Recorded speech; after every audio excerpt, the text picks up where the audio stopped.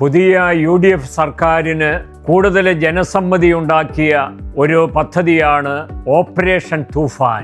തൂഫാൻ എന്ന വാക്കിന്റെ അർത്ഥം ചുഴലിക്കാറ്റ് എന്നാണ്. ചുഴലിക്കാറ്റിന്റെ പ്രത്യേകത എല്ലാവർക്കും അറിയാം. ചുഴലിക്കാറ്റ് ആഞ്ഞടിക്കുന്നിടത്ത് പിന്നെ ഒന്നും ബാക്കിയുണ്ടാവുകയില്ല.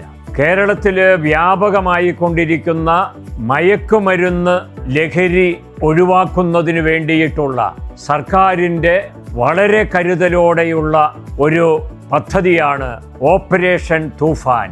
അതായത് ലഹരി കോട്ടകളിലേക്ക് കടന്നു ചെന്ന് അവിടം ശുദ്ധീകരിക്കുന്ന ഒരു സർക്കാർ പദ്ധതി.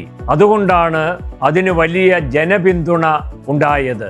ഇപ്പോൾ മഹാനടൻ മോഹൻലാൽ പോലും പിന്തുണയുമായി രംഗത്ത് വന്നിരിക്കുകയാണ്. നമ്മുടെ യുവജനങ്ങളും കുട്ടികളും അപകടത്തിൽപ്പെടുന്നത് ഈ മയക്കുമരുന്നിന് അടിമയാകുന്നതിലൂടെയാണ്. രാജ്യത്തിൻ്റെ കർമ്മശേഷി നഷ്ടപ്പെടുകയാണ്. രാജ്യം അധപ്പതിക്കുകയാണ്. ഇതിനെതിരെ അതിശക്തമായ നീക്കങ്ങൾ ആവശ്യമാണ്. രണ്ട് കാര്യങ്ങളാണ് വേണ്ടത്. ഒന്ന്, സർക്കാരിൻ്റെ പോലീസ്, എക്സൈസ് വകുപ്പുകൾ, അതുപോലെ തന്നെ കർശനമായ നിയമങ്ങൾ ഉപയോഗിച്ചുള്ള ഇടപെടൽ.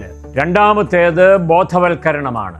അതിന് സമുദായങ്ങൾ, NGOകൾ, പൊതുപ്രവർത്തകർ, സാംസ്കാരിക നായകന്മാര്, എഴുത്തുകാര് എല്ലാവരും അണിചേരേണ്ടത് ആവശ്യമാണ്. അങ്ങനെ എല്ലാവരും കൂടി കൊടുങ്കാറ്റ് പോലെ, ചുഴലിക്കാറ്റ് പോലെ ഈ മഹാവിപത്തിനെതിരെ ആഞ്ഞടിച്ചേ മതിയാവൂ.